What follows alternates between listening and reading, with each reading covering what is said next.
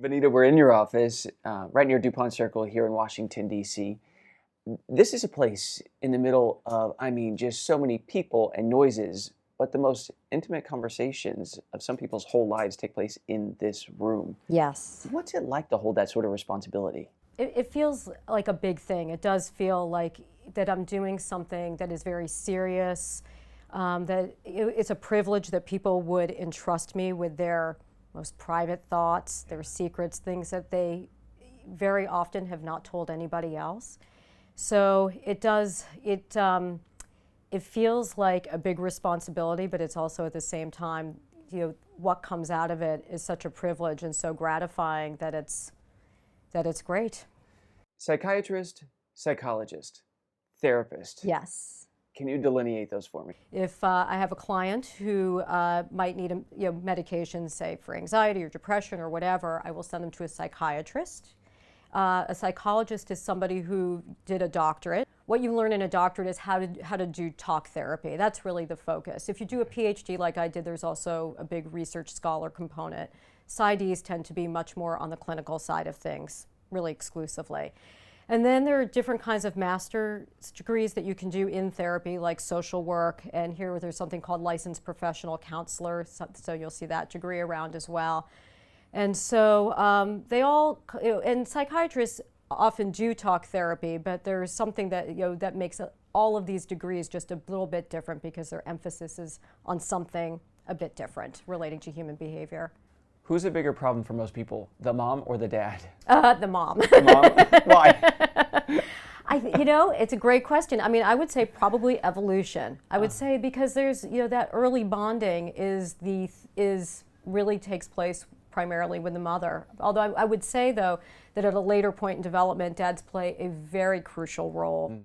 What's the biggest worry of most people who walk in this room and sit down in this chair? Everybody's an individual. They come in with their own life story. And I think that for a lot of people who come in, I think ultimately on a very basic level is it all going to be okay?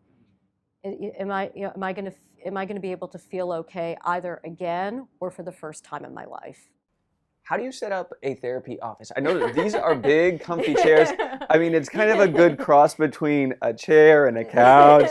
I'd imagine you have to be really intentional and kind of strategic about how you set this up.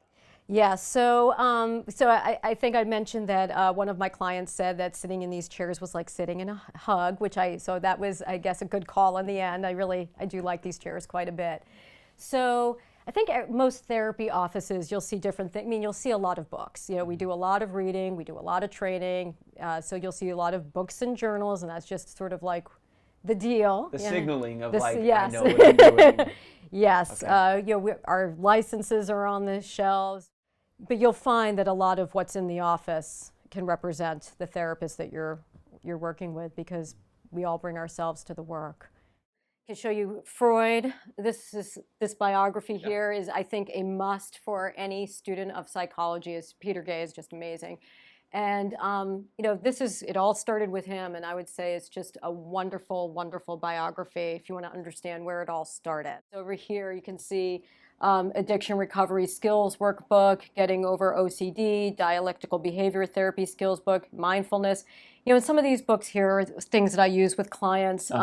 Sometimes people come in and they're feeling in a very kind of uncontained state, and so they really want to be able to have a more structured environment, kind of structured approach to the work when they first come. It kind of contains and grounds, and then, the therapy sort of can evolve. How long does it take to become a clinical psychologist?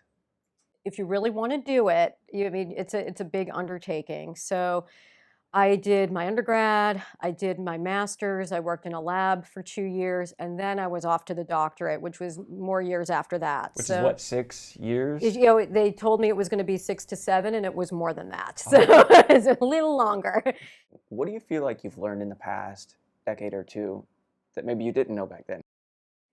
The ways in which the human capacity for change is so inspiring. It's just really amazing to me that people at any age, any background, that if they really want their lives to go differently, they can make it happen. And it's just, I just find that so inspiring. You know, it's really kind of an awesome thing to bear witness to.